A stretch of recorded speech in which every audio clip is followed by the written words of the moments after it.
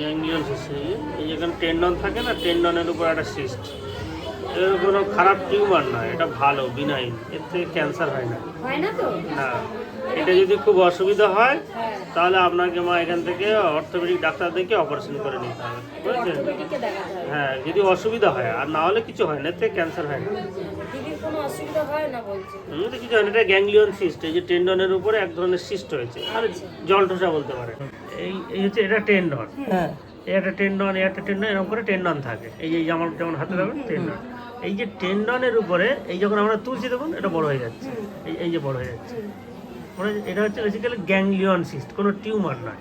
মানে এই যে একটা মানে এই যে সোয়ারিংটা বেসিক্যালি এই টেন্ডনটার উপরে একটা ফোলা, এই ফোলাটার জন্য যেটা কোনো টিউমার না, এর থেকে ক্ষতিকারক, এর থেকে কোনো ক্যান্সার হয় না। আচ্ছা এটাকে হচ্ছে গ্যাংলিয়ন সিস্ট। প্রথমে হয়েছিল এর কোনো কমে গেল এর কোনো ওষুধ হয় না, এ নিজে থেকে কমে যায় আবার নিজে থেকে বাড়ে। এটা হাতের মুভমেন্টের সাথে খুব সম্পর্কযুক্ত।